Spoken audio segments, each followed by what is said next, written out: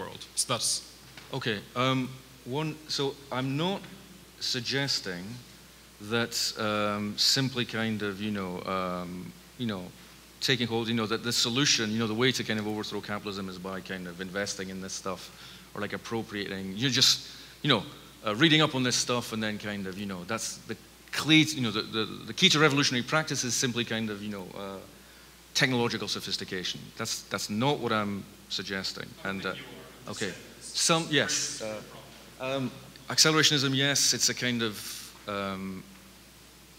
it's a problematic term because it's always ambivalent what exactly is being accelerated by whom, to what end, and it's is associated, well, in its Landian form, it leads to kind of, well, I mean, it's not that the consequences are just kind of morally reprehensible. It's just that they're kind of uninteresting and kind of, I mean, you get, yes, I mean, just kind of a bizarre kind of, really kind of unpleasant, dogmatic kind of, the reassertion of kind of atavisms, actually, the reassertion of kind of, political atavisms. So the claim is not the kind of, it's not a straightforward, it's not, obviously, what to do about capitalism. It's not just by kind of, all becoming, becoming technologically literate and proficient is simply kind of inadequate and insufficient. But, okay, so the question is, like, if you dismantle capitalism, because, so the claim, Marx says, there's a transfer, there must be kind of, it's capitalism itself will generate the resources that will kind of provide us, that will facilitate a transition to a communist world. If you're simply dismantling capitalism, also, well, to what end? And how are you dismantling it, and what are you dismantling it for? You don't want to go back. I mean, presumably no one wants to go back. No one wants to go back to a pre-capitalist, feudal or agrarian society. I mean, I don't think that is, I mean, I seriously don't think that anyone wants to kind of, return to those kind of conditions.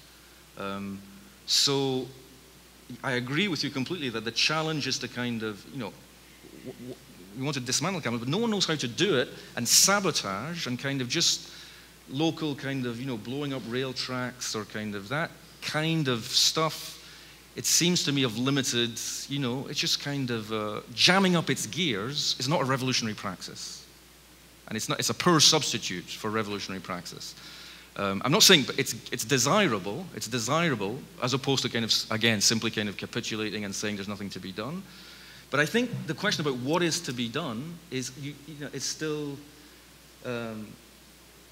is a very serious one. And I think, look, I completely accept your account of the Prometheanism of kind of rejection, negation, and especially like, I mean, the struggles of the dispossessed and kind of, there's a heroism, actually. There's a genuine heroism in people struggling to overthrow regimes of oppression, that they have with, little, not with their bare hands, often with very kind of limited resources. The point is that if you could marry that kind of political will to the right resources and to some kind of full-blown, some kind of project or program, then, the revolutionary program might be kind of, you might be able to kind of scale up again, okay, to a kind of genuine, to an overthrowing of capitalism, which does not entail the reinstauration of pre-capitalist modes of organization. I mean, but by that I mean, like, I just think,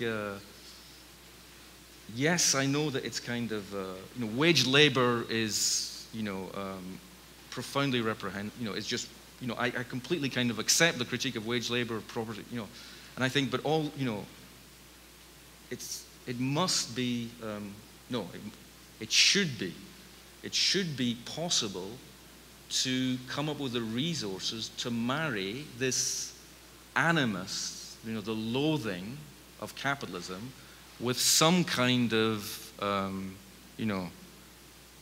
positive kind of, some positive transformation of human existence.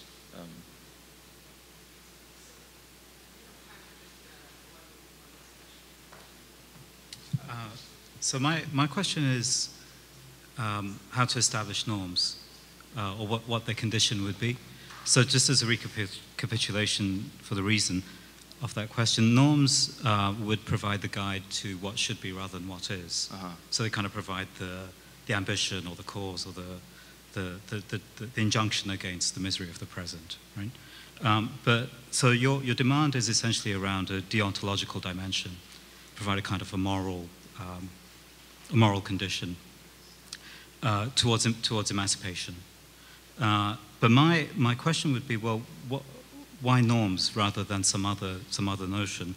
Insofar as if your challenge is to say, well, there is no condition of equilibrium in the first place, and therefore talk of disequilibrium already concedes too much to theological criteria for what is.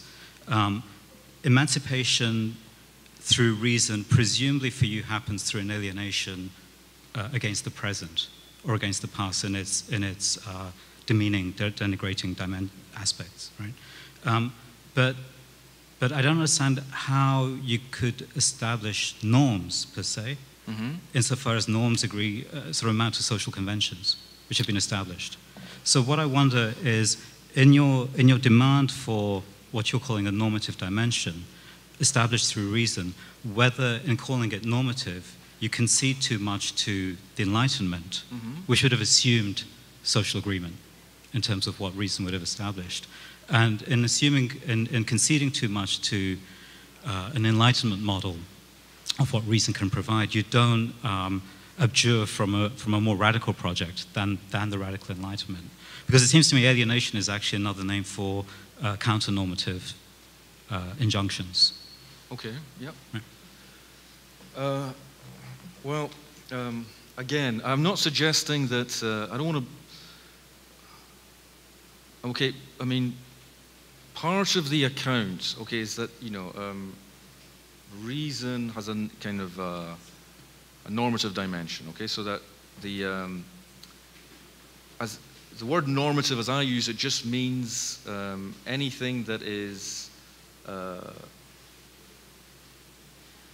rule governed, but rule governed in a way that is that can be adjudicated using other rational resources. So in other words, the claim is that there's ways of thinking, there's ways of discriminating, there's ways of valorizing, but they're not simply kind of handed down or accepted.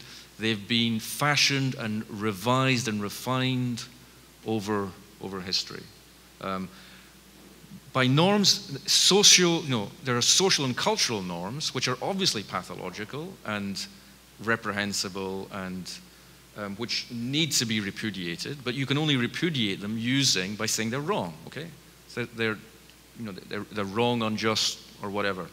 So in other words, in order to revise something, you need some kind of normative resources to denounce or reject practices, oppression, whatever, okay?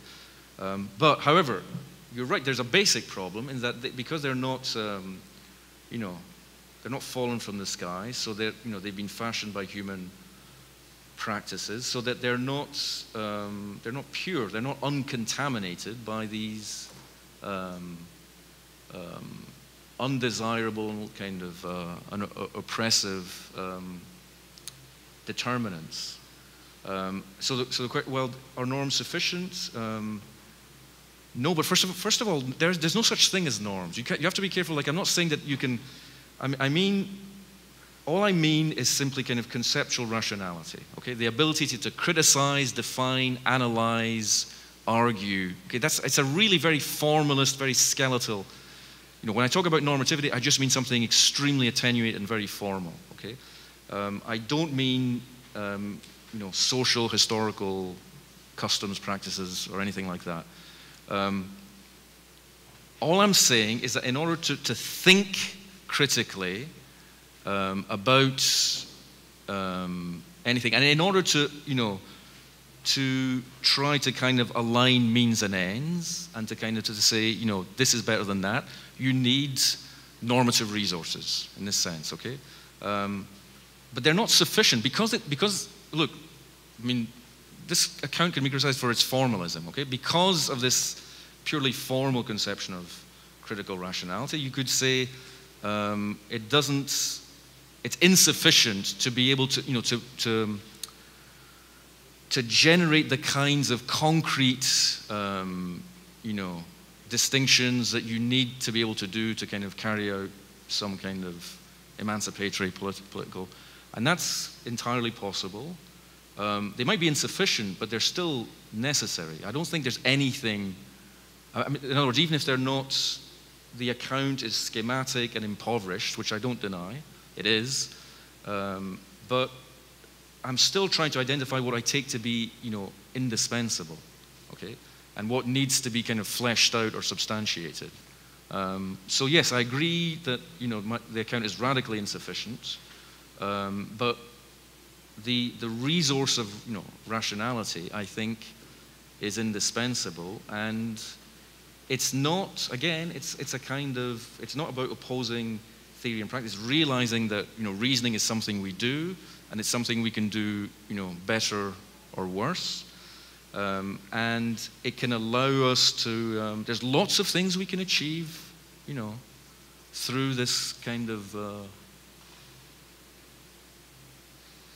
practical cognitive rationality, including, you know, lots of what we, you know, lots of the achievements of kind of, you know, human technological ingenuity, which are really extraordinary when you think about it. I mean, it's not, I mean, I think it takes a kind of, I mean, we should be more, you know, I think they are kind of, it's astonishing what, you know, human beings have managed to achieve. And now, but you might say that it's kind of, which puts the lie to the claim that they're really no better than ants or roaches. They are interestingly distinct, and it's sentimental to say that there's no difference, that they're no better than ants. It's just kind of, that is a kind of, you know, sentimentalism, I think. Since we are better, then why not try and do something about it?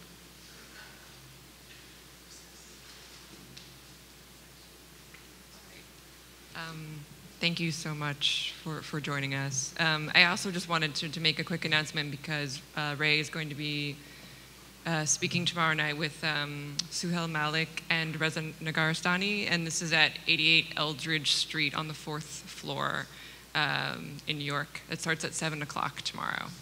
So thanks everyone for coming, and thank you especially for being here.